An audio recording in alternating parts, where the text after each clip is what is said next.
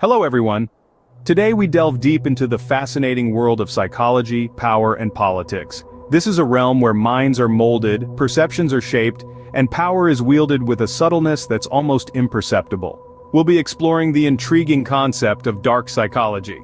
This isn't your everyday psychology. This is the psychology of manipulation, control, and domination, often used by those in positions of power. Our journey takes us to the beautiful archipelago of Indonesia, a country known for its vibrant culture and dynamic political scene. At the center of our discussion is the Indonesian President, a figure of power and influence. We'll be examining his political habits, his strategies, and his actions, all through the lens of dark psychology. So buckle up, it's going to be an enlightening ride. Now let's dive into the 5 habits of the Indonesian President that may show the use of dark psychology. Firstly, we observe the habit of manipulation of public perception. Now, what do we mean when we say manipulation? In the world of dark psychology, manipulation is the act of covertly influencing someone's thoughts, feelings, or actions to one's advantage. It's a strategic game of chess, where the pawns are public opinion and the king is the manipulator. Let's paint a hypothetical picture. Imagine the Indonesian president in the face of a challenging political climate. To gain favor, he might employ a variety of tactics to manipulate public perception. Here's how it could happen. He could start by presenting himself as the people's champion, a figure who understands their needs and fights for their rights. This narrative is further reinforced through strategically crafted speeches and public appearances. The aim? To create a positive image in the minds of the people, an image that is hard to tarnish. Next, he could carefully control the information flow, releasing only what serves his narrative, and suppressing or discrediting anything that opposes it. This could be achieved through allies in the media or strict information policies. The goal here is to shape a reality that aligns with his political agenda, making the public see things from his perspective. Lastly, he could use symbolic gestures to reinforce his narrative. These could be acts that show his commitment to the people, like taking a pay cut during a financial crisis or visiting disaster-struck areas.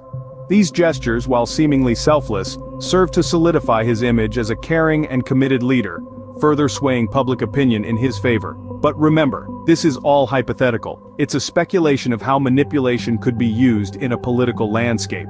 The reality could be far more complex and nuanced, with countless factors influencing public perception. Evidently, manipulation is a powerful tool in politics. It's a game of perception, and those who master it often find themselves in positions of power. But it's up to us, the people, to stay vigilant and discerning. After all, in this game of chess we're not just pawns, we are the players too. The second habit is the use of fear as a control mechanism. Now let's delve into this concept. Fear, a fundamental human emotion, is a primal instinct that protects us from danger. But when wielded by those in power, it can become a tool for manipulation and control.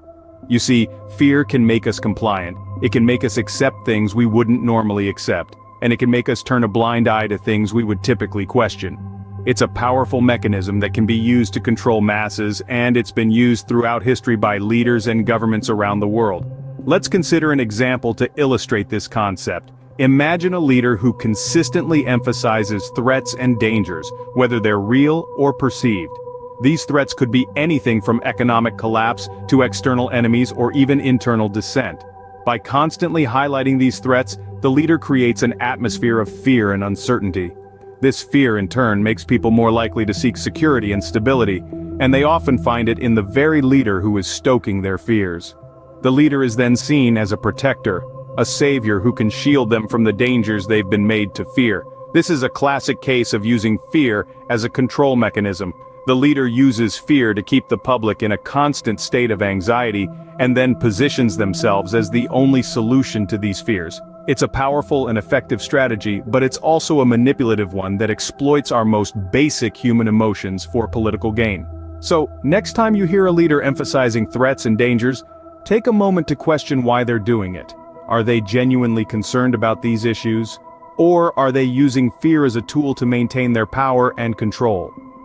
Fear, indeed, can serve as a potent weapon in the arsenal of a leader. Thirdly, we have the habit of strategic silence. Now, you might be wondering, how can silence be strategic? Well, in the realm of dark psychology, silence isn't just the absence of noise or words. It's a powerful tool that can be deployed to control narratives and influence perception. Consider a scenario where the president faces a controversial issue. Instead of addressing it head-on, he remains silent. This silence can create an air of mystery, ambiguity, and even intimidation.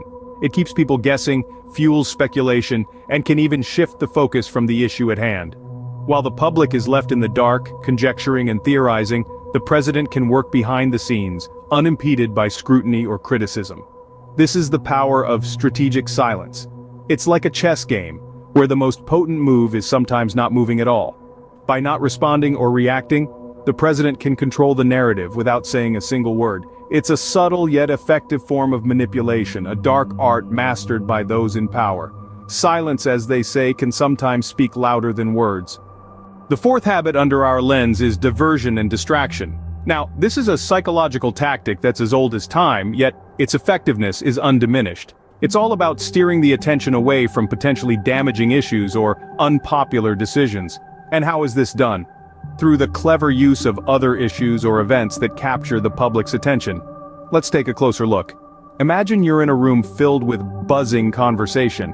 Suddenly, someone drops a glass.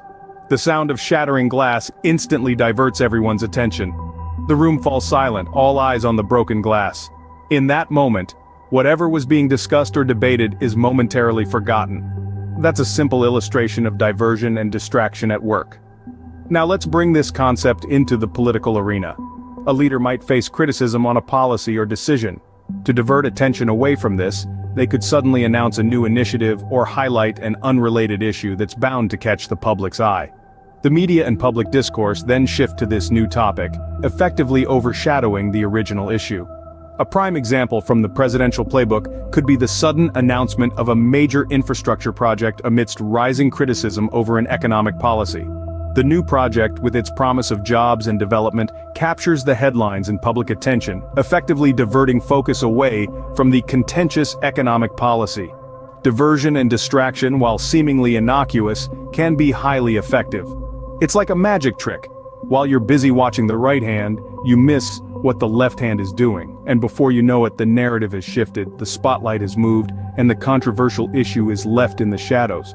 A shrewd leader knows this and uses it to their advantage, but remember, being aware of these tactics is the first step in not falling for them.